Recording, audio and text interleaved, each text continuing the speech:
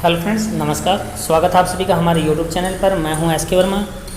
आज की वीडियो में हम बात करने वाले हैं बीएड फर्स्ट ईयर के जो स्टूडेंट हैं उनके लिए आगामी एग्ज़ाम पेपर का गेस्ट पेपर के बारे में। और एक बार फिर से बता देते हैं, आज हम जो गेस्ट पेपर लेके आए हैं बीएड फर्स्ट ईयर के स्टूडेंट्स के लिए लेके आए हैं। और आपका जो नेक्स्ट एग्ज़ाम है उसका सब्जेक्ट रहने वाला है अनुशासन एवं विषयों का अवबोध और अंडरस्टैंडिंग डिसिप्लिन एंड सब्जेक्ट्स। तो इस एग्ज़ाम के लिए आपको जो गेस्ट पेपर हम दे रहे हैं तो उसमें मोस्ट इम्पॉर्टेंट जो पर्सन है, आपको पैटर्न पता है, आपको 10 छोटे प्रश्न आएंगे, उनमें से 6 प्रश्न आपने करने होते हैं। तो पहला प्रश्न देखिए, और पहला और मोस्ट इम्पॉर्टेंट प्रश्न, अनुशासन से क्या तात्पर्य है। ये प्रश्न तो आप हर हालत में पढ़ के ही जाएं, पक्का कन्फर्म ही आने वाला है। अनुशासन से क्या तात्पर्य है, अनुशासन से क्या अवधारणा है, अनुशासन को परिभाषित कीजिए। अनुशासन से रिलेटेड आपके 1 या 2-3 प्रश्न आने वाले हैं, तो अनुशासन तो ढंग से पढ़ के जाइएगा। नेक्स्ट अगला जो प्रश्न है, अध्ययन क्षेत्र व पाठ्यक्रम का तात्पर्य बताना है। अगला, ज्ञान मीमांसा किसे कहते हैं। इतना खास इंपॉर्टेंट नहीं है, फिर भी पढ़ के जाइएगा, मीमांसा वर्ड के वो नहीं आता है। चिंतनशील अध्ययन क्षेत्र को समझाइए। भाषा विज्ञान की अवधारणा व अध्ययन क्षेत्र को समझाइए। नेक्स्ट, सहज संबंध किसे कहते हैं, सहज संबंध पर टिप्पणी करनी है।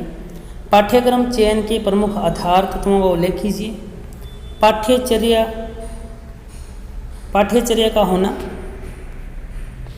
पाठ्यचर्या में भाषा का होना क्यों आवश्यक है। नेक्स्ट, सामुदायिक ज्ञान का क्या अर्थ है, भाषा के सैद्धांतिक पक्ष को समझाइए।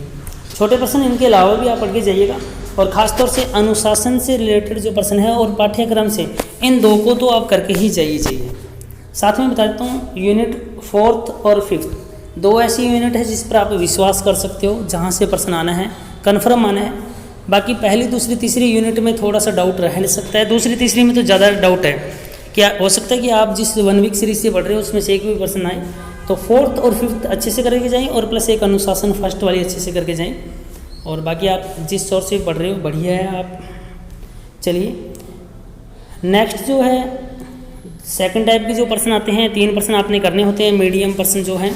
तो इसमें हम फिर अनुशासन को दे रहे हैं, अनुशासन को पढ़ के जाइएगा, अनुशासन के प्रकार और विशेषताएं, और एक अच्छे अनुशासन की स्थापना किस प्रकार की जा सकती है। नेक्स्ट प्रश्न, अध्ययन क्षेत्र। अध्ययन क्षेत्र हालांकि इतना इम्पोर्टेंट नहीं है, फिर भी अध्ययन क्षेत्र को पढ़ के जरूर जाइएगा, लास्ट 2 ईयर से तो नहीं आ रहा है। अध्ययन क्षेत्र की अवधारणा और प्रकृति, और सामाजिक विज्ञान एक अध्ययन क्षेत्र के रूप में इसकी व्याख्या करनी है। अगला प्रश्न, सामाजिक अध्ययन का अन्य विषयों का सह संबंध अलग अलग दिया होता है, विज्ञान का सह संबंध दिया होता है, सामाजिक विज्ञान का दिया होता है। नेक्स्ट, ये प्रश्न अच्छे से करके जाइएगा, विद्यालय में अनुशासनात्मक क्षेत्र को समझाइए। विद्यालय में या स्कूल में अनुशासनात्मक क्षेत्र को समझाइए। नेक्स्ट, ये प्रश्न काफ़ी इंपॉर्टेंट है, पाठ्यक्रम और पाठ्यवस्तु में अंतर है। पाठ्यक्रम से संबंधित प्रश्न आपको मिलना ही मिलना है। पाठ्यवस्तु सामग्री के चयन का आधार क्या है, इसको देखना है।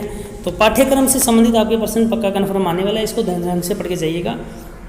पाठ्यक्रम को प्रभावित करने वाले कारक, अनुशासन और पाठ्यक्रम, ये 2 शब्दों से संबंधित जो प्रश्न है ना, उन पर नज़र डालिएगा। अनुशासन प्लस पाठ्यक्रम वाला। राष्ट्र निर्माण में विद्यालय विषयों का जो योगदान है उसको स्पष्ट करना है। और बड़े वाले प्रश्नों में आपने 1 प्रश्न करना है और 5 प्रश्न आपके आएंगे।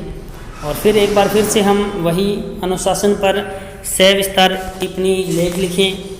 नेक्स्ट, अध्ययन क्षेत्र का स्वरूप, विद्यालय पाठ्यक्रम में भूमिका, इसको पढ़ना है आपने। तीसरा प्रश्न, अनुशासनात्मक क्षेत्रों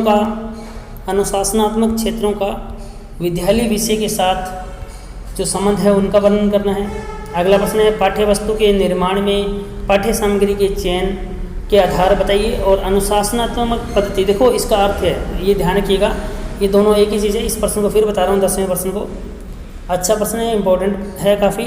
पाठ्यवस्तु के निर्माण में पाठ्य सामग्री के चयन के आधार को बताइए। अर्थात मतलब आपको इस तरह से लैंग्वेज भी दी जा सकती है, यानी ये भी दे सकते हैं, अनुशासनात्मक पद्धति या अनुशासनात्मक सिद्धांत की अवधारणा स्पष्ट कीजिए, दोनों एक ही चीज़ है। और फिर अगला, पाठ्य सहगामी क्रियाओं का अर्थ क्या है, इसके महत्व तथा उद्देश्यों की व्याख्या कीजिए। तो पाठ्यक्रम वाला 4थी यूनिट है, वह अच्छे से करके चले जाइए। उसमें से आपको बड़ा पर्सन भी मिलेगा, मीडियम भी मिलेगा। आपको मेन बड़े पर्सन की रहती है तो एक बड़ा पर्सन आपको 4th यूनिट से मिल सकता है, उसको अच्छे से करके जाइए 4th और 5th को। तो चलिए आज की इस एग्ज़ाम पेपर में इतना ही। नेक्स्ट एक अन्य वीडियो के साथ फिर मुलाकात होगी, तब तक के लिए बाय, टेक केयर।